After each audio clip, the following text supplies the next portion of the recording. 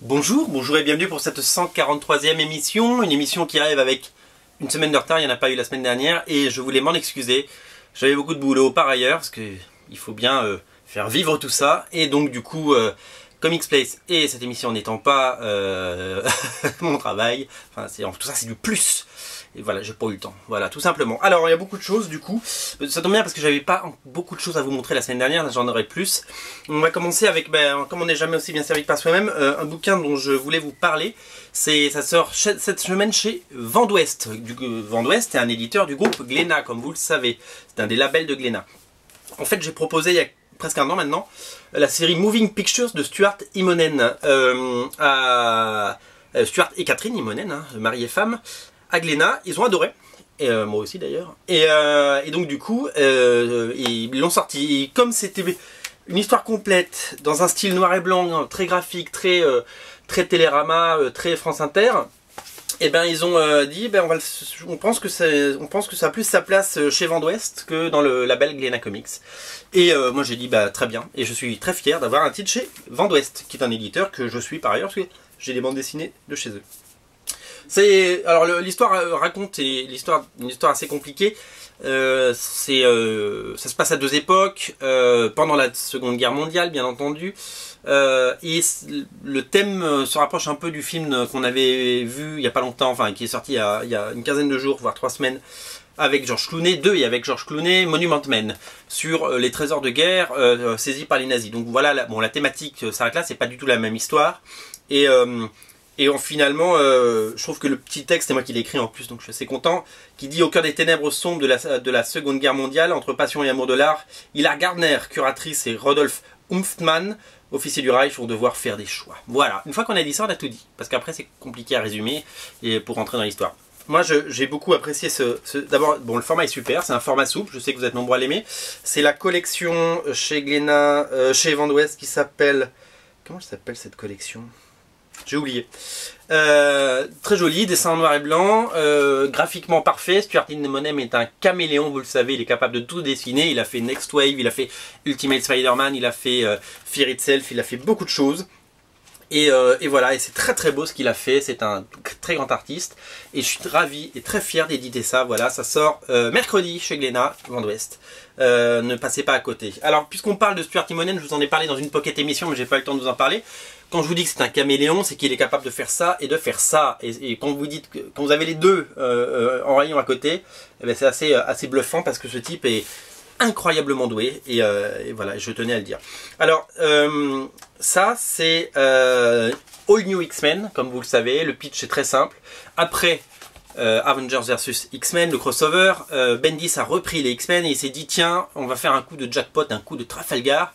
Je vais faire revenir les premiers X-Men, donc soi-disant des années 60, mais bon, si on respecte les âges, ils ont été jeunes dans les années, à la fin des années 90, et ils les font venir pour qu'ils voient le monde d'aujourd'hui, pour éviter tous les événements qui a pu se passer, Cyclope qui devient fou, qui tue le professeur Xavier, tout ça. Moi j'adore cette série, je le dis depuis des mois, et je suis ravi que Glénat, j'aimerais bien, Panini sorte ça en album, puisque c'est une vraie merveille. C'est hyper bien dialogué, c'est hyper bien pensé, c'est intelligent, c'est fun, c'est drôle. Et c'est surtout que le dessin est vraiment magnifique, c'est-à-dire que ça faisait très longtemps qu'on n'avait pas vu un tel niveau de dessin sur les X-Men. C'est vraiment un vrai plaisir, et comme je l'avais dit dans la petite émission, j'ai lu beaucoup des périodes des X-Men, j'en ai détesté certaines, les Chuck Austen, les Matt Fraction, et même Ed Brubaker, je trouvais que c'était pas fameux. Et ben je trouve que Bendis fait un travail remarquable, je crois qu'on en est au numéro 24 aux États-Unis, et c'est une vraie découverte, et un vrai plaisir. Donc lisez-le, et je crois que c'est le titre qui marche le mieux dans cette nouvelle collection Marvel Now. Voilà, donc ça c'est disponible partout, maintenant vous êtes au courant. Alors là, celui-là, on l'attendait depuis très longtemps. On l'attend depuis tellement longtemps que je ne sais même plus comment c'est possible.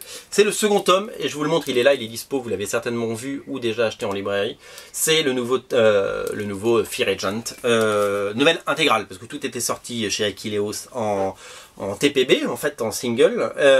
Et donc du coup, ils ont sorti en même temps qu'aux États-Unis la deuxième intégrale, avec toujours des talents comme Rick Remender qui est à la base, avec des dessinateurs comme Jérôme Openin, Tony Moore, qui d'autre, Kieran Dwyer. Voilà, c'est absolument chouette. Tony Moore de Walking Dead, bien entendu. Voilà, j'ai pas lu ce second tome encore, je voulais vous le dire, j'ai pas eu le temps. Mais voilà, il est disponible et je sais que vous êtes très très nombreux à l'attendre. Et bah voilà, donc régalez-vous, sautez dessus et dites-moi ce que vous en avez pensé quand vous l'avez lu. Moi je vais me plonger dedans. En fait, il faut que je relise le tome 1 pour donc je veux dire, faut que je me mette une semaine dessus, quoi, et que je lise rien d'autre, parce que c'est dense, c'est magnifiquement dessiné, c'est très riche, c'est super. Vraiment, Fear Agent, c'est une merveille, et je sais qu'il y a un spin-off chez Image que j'ai pas commencé à lire qui s'appelle Black Science, un truc comme ça, et c'est vraiment à découvrir. Voilà. Alors, je suis passé par le rayon du kiosque. Je suis passé par le kiosque et qu'est-ce que j'ai découvert? Un truc, parce que j'achète très peu de kiosques, mais quand ça coûte 5,90, donc 6 euros, j'essaye. J'ai acheté le premier hors-série trimestriel de DC Saga Présente, qui est la nouvelle collection de Urban, avec Batman Vendetta, qui revient sur les origines d'un héros, d'un méchant, d'un ennemi en fait de Batman, c'est Wrath. Et donc ça voilà, on a des vieux épisodes signés Michael Golden d'époque, on a des épisodes plus récents qui datent de 2008, dessinés par Rags Morales, le dessinateur de Crise d'identité, de la Justice League, et qui est maintenant chez Marvel. Voilà, c'est très très bien d'avoir genre le piqûre de rappel sur un héros qui n'est pas un élément majeur de l'univers Batman, mais c'est quand même intéressant de lire ces choses-là. Et c'est surtout que du coup, c'est hyper chouette d'avoir ça pour 6 euros, voilà. Et plutôt que d'acheter un nouvel album que voilà, nos étagères comme moi, c'était un petit peu pleines, hein, si vous voulez. Vous voyez ce que je veux dire, et je pense que vous voyez ce que je veux dire. Voilà, donc Batman Vendetta, c'est le numéro 1 de DC Saga, et nouveau trimestriel. Et puis donc voilà, donc ce sera une nouvelle histoire dans le prochain. Mais en tout cas, merci Urban pour cette initiative. Moi, j'aime bien acheter des histoires complètes comme ça, et même que ce soit chez Panini ou chez Urban, c'est toujours un plaisir. Voilà. Toujours au rayon kiosque. Alors là, c'est un kiosque qu'on trouve pas dans les kiosques, mais je suis ravi que ça revienne. C'est Scarce. Scarce, c'est quoi? Parce que les plus jeunes d'entre nous ne savent pas ce que c'est. Scarce, c'est un journal qui existe depuis 1983. C'est un prozine, en fait, c'est un fanzine pro. Qui a connu différentes époques, différents rédacteurs en chef, différentes équipes, qui a su évoluer, qui a su grandir au fil des années. Je crois que c'est un tirage autour de 1000 exemplaires. Normalement, c'est tous les mois, 3 mois. Là, ça faisait 15 mois qu'il n'y en avait pas eu quand même. Il y a eu un grand vide, mais ça y est, ils sont de retour. Normalement, le prochain arrive avant l'été. Et il y en aura également un pour le Paris Comics Expo à la fin de l'année. C'est un magazine qui analyse des époques et beaucoup de rédactionnels, beaucoup de textes. Hein. C'est en noir et blanc avec beaucoup de textes, comme vous pouvez le voir. Et ça s'occupe de... Voilà, ce sont des dossiers en fait. Et donc il a pu y avoir des dossiers sur par exemple Marvel Ultimate. Et il y a également eu des dossiers sur des choses comme... là, celui-là est consacré à CrossGen, l'éditeur qui est né au début des années 2000 et qui est mort au début des années 2000, qui a duré 4 ans, qui a fait naître des dessinateurs comme Steve McNiven, Joshua Middleton, qui a fait de Brandon Peterson des mégastars. Jim Chung, qui était avant un dessinateur pas très bon, qui bossait sur des séries comme Maverick et Iron Man, est devenu une mégastar suite à son passage.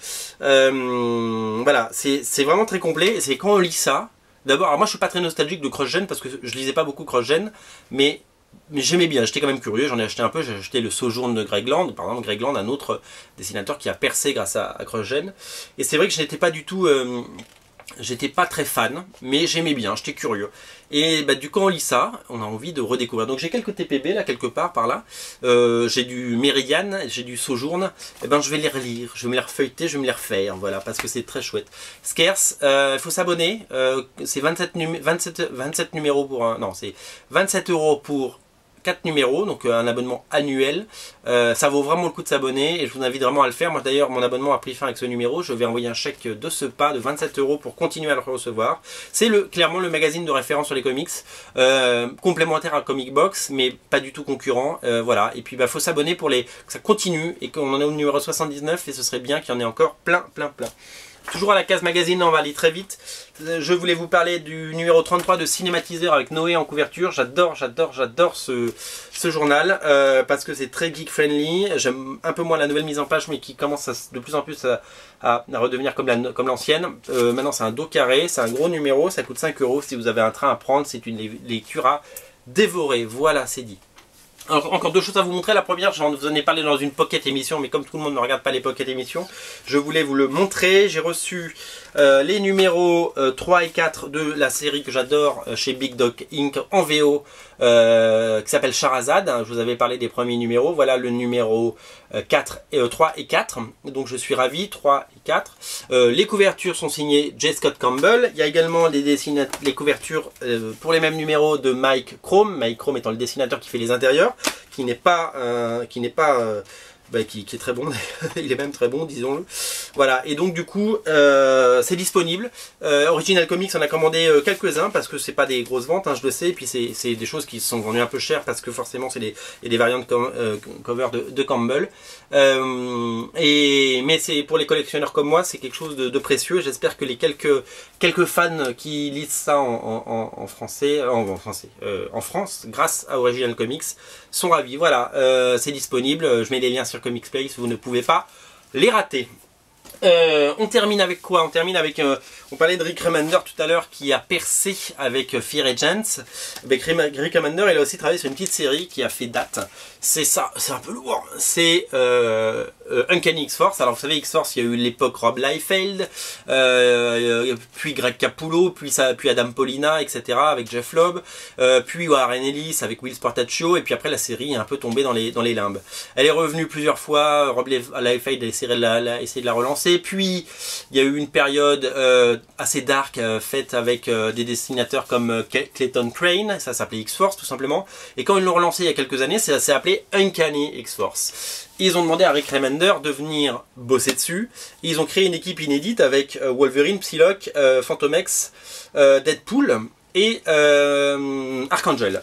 Le ton était très dark et c'est surtout qu'ils ont fait venir les dessinateurs qui ont travaillé avec notre ami Rick Remender sur Fear Agent, des gens comme Jérôme Opena, qui très vite a été secondé parce que Opena ne peut pas tenir un rythme mensuel, par Esad Ribic, l'incroyable Esad Ribic qui fait des merveilles sur Thor. Et ils ont demandé à d'autres dessinateurs, alors là j'avais eu un peu peur à l'époque, ils avaient demandé à des dessinateurs comme Billy Tan, que j'aime pas trop, ou Mark Brooks, qui sont clairement des dessinateurs un peu en dessous de venir bosser là-dessus, et ils se sont mis, voilà, il y a un vrai style graphique et les couleurs aident beaucoup là-dessus. C'est parce que c'est vraiment, il y a une unité graphique dans toute la série, et Billy Tan et Mark Brooks se sont mis au diapason et ont proposé quelque chose dans la même veine, ce qui a fait que finalement c'est très agréable à lire dans la continuité. Il y a d'autres dessinateurs très connus comme Greg Tocchini, avec qui Rick Remender avait fait The Last Day of American Crime, Phil Noto qui maintenant dessine la série, qui a fait du Danger Girl dans le Danger Girl Destination Danger, et qui fait Black Widow maintenant chez Marvel, voilà. Donc globalement nous avons les des 35 numéros de la série, parce qu'il y en a 35 plus le 5.1, parce que vous savez, ils faisaient des points à l'époque chez Marvel, et le 19.1. Il y a 37 épisodes, plus des choses inédites faites par Jérôme Opena et Rick Remender avant Uncanny X-Force, dans cet omnibus en VO. Ce serait une bonne idée que Panini le sorte. Je ne connais pas les omnibus de l'année chez Panini, mais ce serait très très chouette que Panini les propose. Ça fait je ne sais pas combien de pages, mais en tout cas il y en a beaucoup. C'est vraiment c'est au-dessus de tout, c'est-à-dire que souvent on dit ouais les X-Men j'en ai marre, notamment les X-Men, les Uncanny X-Men n'étaient pas très bons pendant qu'il y avait cette période, et Uncanny X-Force était lui très bon, parce que Rick Remender est vraiment très chouette. On découvre des histoires complexes avec des personnages un peu fous. C'est-à-dire quand on met Deadpool, quand on met Archangel, qui me verrait, il y a la saga Archangel dedans, quand on met Psylocke, qui est pas très net non plus, quand on met Wolverine, qui est finalement un fada, voilà, c'est du génie à l'état pur, et je suis ravi de l'avoir. C'est en omnibus chez Marvel, je vous mets le lien également. Ça c'est à posséder dans votre collection, je vous le recommande. Voilà, beaucoup de bonnes choses que vous l'avez vu cette semaine. Et je termine en faisant ma pub, bien entendu, et donc la pub d'un dessinateur que j'adore, donc qui est Stuart Timonen, avec les All New X-Men et Clair Obscur. Donc ça c'est chez Vent d'Ouest, ça sort cette semaine, ça c'est déjà disponible. Voilà, tentez les deux, vous verrez, ce dessinateur est un génie. Rendez-vous tous les jours, toutes les heures sur Comics Place pour une nouvelle actu, où on vous parle de toute l'actu comics au quotidien, et c'est toujours un plaisir de vous présenter ceci. Moi je vous retrouve la semaine prochaine pour une nouvelle émission. D'ici là, lisez les comics et essayez de bien vous comporter, c'est très important. Voilà, merci beaucoup de m'avoir suivi, c'était la 143e émission, à la semaine prochaine, salut.